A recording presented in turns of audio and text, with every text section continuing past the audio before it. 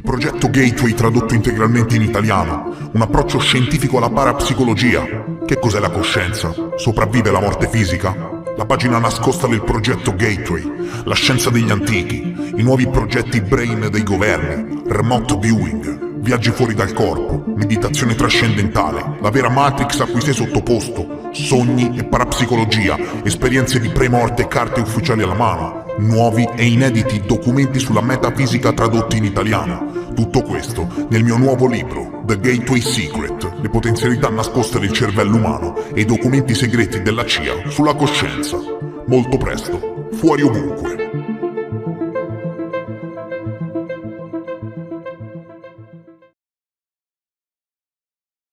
Il presidente Truman avrebbe autorizzato l'operazione Majestic 12 con questa lettera del 1947. Il documento potete trovarlo fra gli archivi del MUFON. Se è mai esistito un gruppo chiamato Majestic 12, MJ12 o simili, se il comitato segreto conosciuto come Majestic 12 è mai stato formato, questo è il documento che ne parla. Documento ovviamente ufficioso che oggi però troverà parecchi riscontri.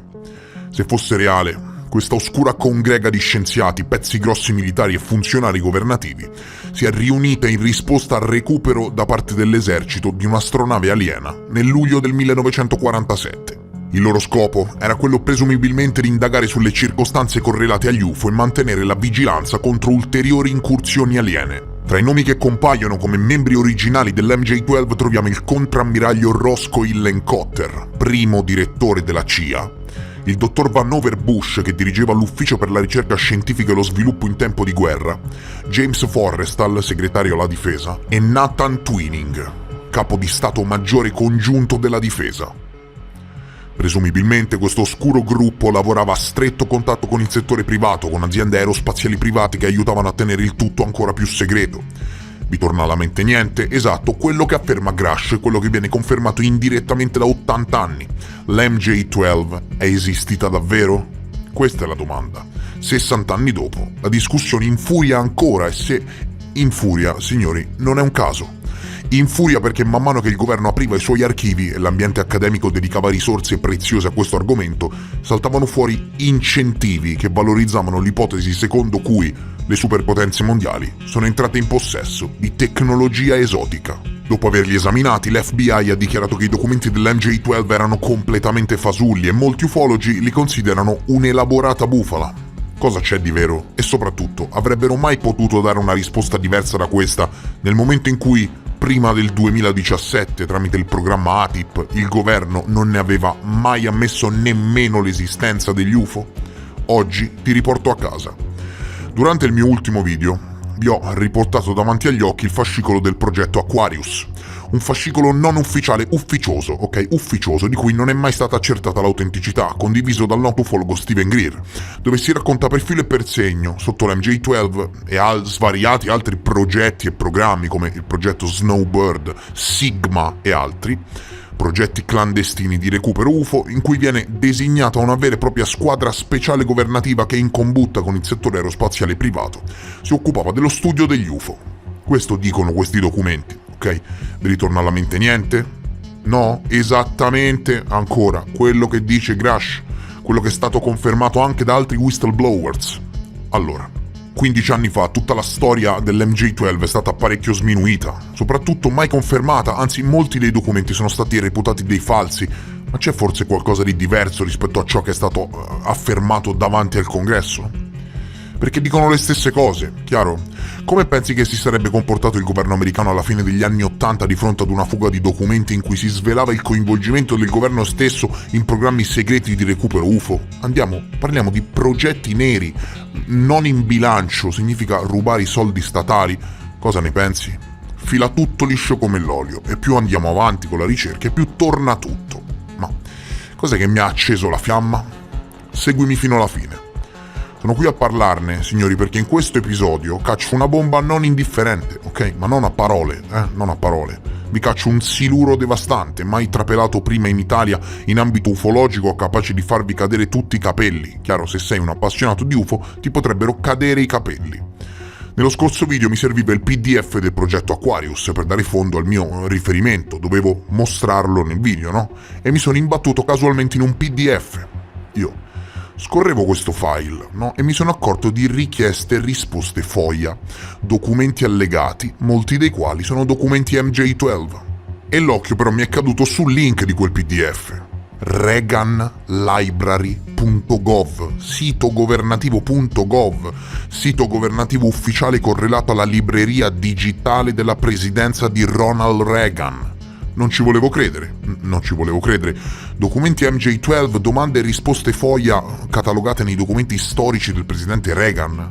Fonte totalmente disponibile al pubblico, correlata a documenti in cui si parla del recupero di velivoli alieni. Ma allora mi sono detto, no, quello che dice Grush è la pura verità, la pura verità. Perché mai la notizia non è sulle prime pagine dei giornali? Mi sono sorti molti dubbi e domande, no? Quando è stato reso pubblico questo PDF? Chi è questo Lee Graham che ha fatto queste richieste FOIA cercando conferma direttamente dal governo per quanto riguarda l'autenticità di questi documenti? Punto primo fondamentale, le date. Queste richieste e risposte sono della fine degli anni 80. E questa, signori cari, è la prova documentale più retrodatata a livello mondiale correlata ai documenti dell'MJ12, e soprattutto per quanto riguarda il progetto Aquarius, che non è stato scoperto quindi o divulgato in primo luogo da Greer, ma gira dagli anni 80. Ma guarda, leggiamo un estratto giusto per farvi capire di che documenti parliamo, perché secondo me ancora in pochi si rendono conto. Ok, se venissero confermati, il mondo cambierebbe. Progetto Snowbird, originariamente fondato nel 1972. La sua missione era testare il volo di un velivolo alieno recuperato. Questo progetto sta continuando in Nevada. Ora, chiaro che si legge male, ma comunque si legge, sono disponibili anche varie trascrizioni di questo documento. C'è scritto esattamente questo: Progetto Snowbird, originariamente fondato nel 72. La sua missione era testare il volo di un velivolo alieno recuperato. Questo progetto sta continuando in Nevada. Ora, per piacere, no? Analizziamo questa affermazione e vediamo se è coerente prima di tutto. Da quello che affermano gli insider e da molte prove circostanziali sappiamo di progetti clandestini dediti al recupero di UFO. Diciamo che non è una novità questa, ok? Quindi sì, è coerente, no? E per quanto riguarda il Nevada, signori, come dire, no? C'è qualcosa come l'Area 51. Chiaro, e ti dirò di più, l'Area 51 nel momento in cui è trapelato questo documento non esisteva, chiaro? Nessuno ne conosceva l'esistenza. Questo è devastante perché dell'Area 51 non è stata confermata l'esistenza dal governo fino al 2009, te lo dice anche Wikipedia, no? Nel corso del 2009 diversi ex funzionari che hanno lavorato nell'Area 51 sono stati autorizzati a rilasciare dichiarazioni, affermando che l'area serviva per lo sviluppo e il test di apparecchiature tecnologicamente all'avanguardia, jet militari, moduli lunari, eccetera, nella massima segretezza, capito? Guarda che caso, no? Guarda che caso si chiamava proprio Nevada Test Site 51. Nevada, come viene citato dal progetto Aquarius. Abbiamo un documento ufficioso, per carità, ufficioso degli anni 80, dico degli anni 80, che ci parla di un sito di test in Nevada, chissà quale sarà mai, no? È l'Area 51, dove si retroingegnerizzavano velivoli presumibilmente alieni, ma sarà mica l'Area 51? Ma se l'esistenza dell'Area 51 però è stata confermata solo nel 2009, no? Come faceva un documento ufficioso degli anni 80 a parlarne? A quanto pare, queste informazioni ufficiose sono ufficiose perché scomode. Chiaro? Diciamo le cose come stanno, no? Velivolo alieno, è inequivocabile, no? E ti dice forse niente di nuovo? Abbiamo avuto molte conferme indirette e prove circostanziali di questo, no? Soprattutto ultimamente, ecco. Attenzione perché ho fatto le mie ricerche e quello che sta facendo Grush lo stava già facendo alla fine degli anni 80 questo Lee Graham, che vediamo comparire sui documenti ufficiali della libreria del presidente Reagan. Attenzione, queste richieste e risposte FOIA sono ufficiali, provenienti direttamente da un sito governativo, chiaro, sito.gov. I documenti non confermati dell'MJ12 sono gli allegati che il signor Graham ha fornito al governo cercando di autenticarli. Chiaro? Gli allegati contengono incredibilmente anche il progetto Aquarius, che secondo il mio punto di vista porta una prova documentale storica a sostegno di quanto detto da Grush e da molti altri come Clifford Stone, ve lo ricordate? Che riferirono di aver preso parte a programmi clandestini di recupero UFO, sì, esatto, anche lui, come il progetto Moondust. Dico, Clifford Stone si riferì a programmi di recupero UFO nel 2001, parlò di un progetto Moondust. Ebbene, Lo sai che un progetto Moondust è esistito veramente e guarda caso si occupava del recupero di relitti spaziali caduti? Assurdo, no? Ebbene, è un fatto ben documentato.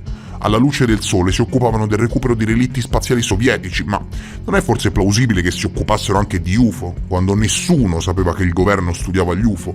Quello che disse Clifford Stone è storicamente provato, ok? E lo ammise già nel 2001, praticamente quello che dice Grush. Capito di cosa parlo? Ma cerchiamo dal New York Times, ancora. Il signor Eric Davis, appaltatore della difesa che lavora per un'azienda di tecnologie avanzate, ha riferito di aver tenuto briefing riservati alla difesa in merito a veicoli non umani, non prodotti su questa terra. Chiaro? Direttamente dal New York Times. E allora, chi pensate che se ne occupava di questi progetti clandestini alla fine degli anni 40? Non è forse plausibile a questo punto che l'MJ-12 esistesse davvero? Ma andiamo per gradi. Lo so che ti si è già liquefatto il cervello, però andiamo per gradi. Lee Graham era letteralmente il David Grush degli anni 80 e gli ufologi addirittura con cui era in contatto però non volevano che facesse trapelare informazioni. Chiaro, a quanto pare l'ambiente ufologico è più corrotto del previsto. Per confermare ciò che dice Grush e molti altri insider ufologici prima di lui, molti, a partire dagli anni 80, che dicono le stesse cose che dice lui, compreso il senatore Harry Reid, fondatore del programma UFO al governo americano, ossia che c'è sempre stato lo zampino delle aziende aerospaziali private che hanno permesso una segretezza senza eguali al di fuori della supervisione del Congresso in merito a determinati programmi UFO. Per confermare tutto questo, troviamo questo fascicolo ufficiale di documenti direttamente dall'Internet Archive. Io penso che ora vi troverete davanti agli occhi una prova storica da caduta del bulbo oculare, capito? Sfogliando questi documenti, cari amici appassionati, troviamo su carta intestata della Lockheed Martin lettere scritte a mano da Kelly Johnson a Ben Rich, l'allora amministratore dell'azienda. La Lockheed Martin è il primo appaltatore della difesa, è il primo produttore mondiale di armi, jet stealth da combattimento e sistemi avanzati per la difesa. Al primo posto, ok? Il primo contraente militare della difesa. È la principale azienda privata che realizza contratti segreti per il governo. Ecco, Lockheed Martin. Sfogliando questo fascicolo ci troviamo davanti delle lettere ufficiali su carta intestata della Lockheed Martin dove i leader parlano di due tipi di UFO. Lettere ufficiali, UFO fatti dall'uomo e quindi retroingegnerizzati, e chi meglio di loro poteva retroingegnerizzarli, e UFO extraterrestri. Questo su record ufficiali scritti a mano da uno dei più grossi leader della più grande e avanzata azienda di tecnologie militari della storia. Queste lettere che ho minuziosamente analizzato dicono esattamente ciò che David Grush ha testimoniato in udienza. Mancanza di supervisione del Congresso sui programmi di recupero UAP, un'eccessiva segretezza correlata ai programmi ad accesso speciale chiamati SAP, e ancora una volta troviamo il diretto coinvolgimento delle aziende aerospaziali private, primi appaltatori della difesa. In questo caso troviamo la famigerata Lockheed Martin e tutto questo viene confermato da documenti che risalgono agli anni 80, capito? Veniamo a sapere da queste carte ufficiali che il nome che compare sulla libreria di Reagan nelle richieste FOIA per quanto riguarda i documenti dell'MJ-12, Lee Graham, questo signore chi era? Ho fatto le mie ricerche, no? Era un impiegato di una certa InCorp Aerojet, un produttore americano di propulsioni missilistiche. E ora vi cade proprio la testa. Sapete da chi è stata assorbita questa azienda? È stata assorbita, signori, dalla Northrop Grumman, uno dei principali appaltatori, sembra che lo faccio apposta, uno dei principali appaltatori della difesa e uno dei primi 4 produttori di armi al mondo. Uno dei primi 3 contraenti militari della difesa, insieme a Lockheed Martin, Raytheon, capito? Realizzano astronavi e sistemi tecnologici super top secret per la difesa. Guarda caso, colui che fece molte rivelazioni in merito all'MJ-12 ho appena dimostrato che era un impiegato di alto livello all'interno di società aerospaziali private direttamente implicate con questioni UFO che conosciamo bene e che sto per confermare, ok? Ho avuto accesso ad una discussione su Reddit dove parlavano di questo Lee Graham e un utente ha citato una libreria online, academia.education. Sarebbe un social network dedicato alla condivisione di testi accademici creato dall'Università di Oxford, ok? Insomma, una cosa molto autorevole. Ho fatto le mie ricerche e sono venuto a sapere che erano in possesso di un fascicolo correlato alle implicazioni della Casa Bianca con gli UFO, dove si nominava questo Lee Graham. Ho compilato un form sul sito e mi hanno mandato il fascicolo per email. Chiaro? Di cosa parla questo fascicolo? Bene, mettetevi comodi, ok? Oggi c'è proprio bisogno che vi mettete comodi e mi ascoltate. Questa, signore, è una prova correlata alle affermazioni di Grush. Qui si parla di progetti clandestini finanziati dal black budget americano e si fanno anche i nomi. Forse non avete ben capito. Non solo la possibile esistenza di una vera Majestic 12 alla fine degli anni 40, che attraverso le ultime rivelazioni in questi ultimi anni sembra molto plausibile, no? Ma inoltre continuano a susseguirsi progetti clandestini a metà fra il mondo governativo e quello aerospaziale privato, che sono continuati fino ai giorni nostri. Si parla di Lee Graham in questo fascicolo accademico e di una storia, signori, che gratta il pavimento del buco più buio e profondo della segretezza governativa mondiale nella storia dell'uomo, capito? Dal fascicolo ufficiale dell'Academia.Education leggiamo che questo Lee Graham, quando lavorava per l'azienda aerospaziale, ricevette una visita sul posto di lavoro dall'USAF, dall'intelligence dell'Air Force americana. Ora, queste aziende aerospaziali lavorano con il governo, no? Ma ricevette proprio una visita lui. Viene scritto che aprite le orecchie, ok? Quando Graham ricevette la visita dal generale sul posto di lavoro, al responsabile della sicurezza dell'azienda fu detto di lasciare la stanza durante la riunione. Pensate, al responsabile, Era quasi come se ciò che sarebbe seguito non dovesse rimanere nei record.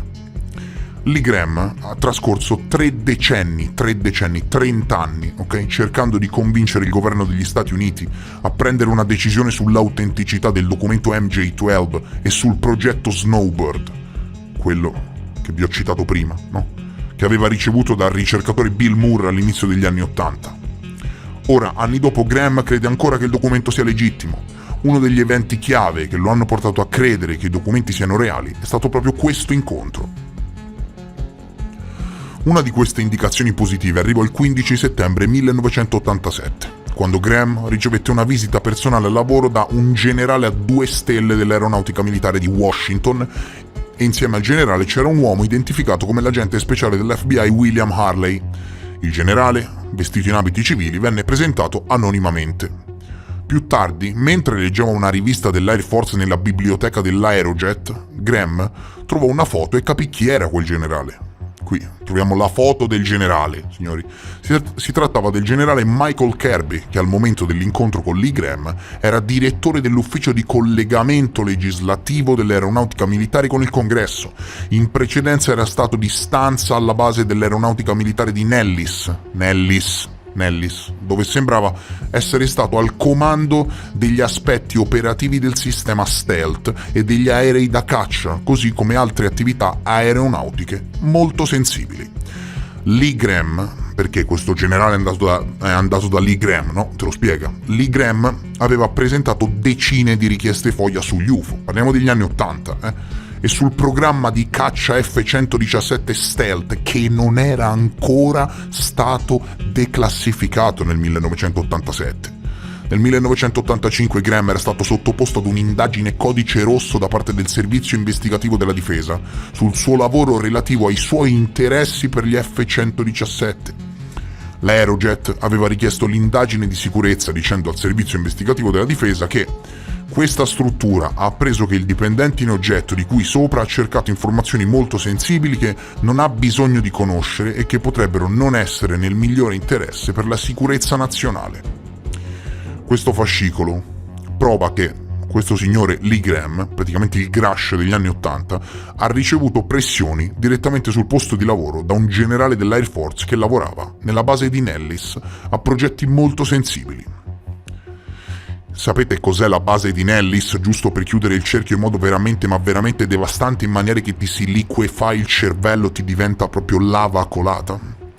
La base di Nellis è il Nevada Test Site, ossia l'Area 51. Signori, l'Area 51 vera e propria. La struttura presso Groom Lake è situata nella vasta regione appartenente alla Nellis Air Force Base e da questo fascicolo abbiamo appreso dettagli davvero importanti. Un funzionario di un'importantissima azienda aerospaziale privata che ha divulgato i documenti dell'MJ-12, questa azienda poi è diventata la Northrop Grumman, cioè io non so se vi rendete conto, ok? Ha avanzato decine e decine di richieste FOIA sugli UFO, su progetti clandestini di retroingegneria e recupero alieno.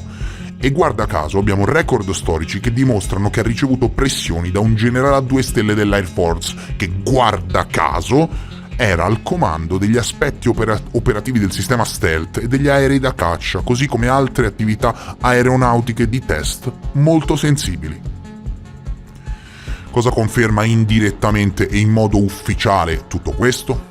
Ve lo dico io, ve lo dice lo zio Omega, ve lo dice, te lo dico io.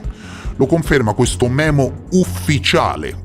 Stavolta siamo nell'ambito ufficiale. Questo è il memo ufficiale del generale Bolender, firmato e siglato in totale segreto, ovviamente era top secret, ovvio, alla fine del progetto Blue Book nel 69. Questo documento è un record storico, capito? Storico, questa è storia, è un documento che ha una valenza in tribunale, che dimostra ufficialmente che mentre hanno chiuso pubblicamente, agli occhi del pubblico, l'indagine sugli UFO nel 69 chiamata come progetto Blue Book, quest'ultima è continuata in segreto.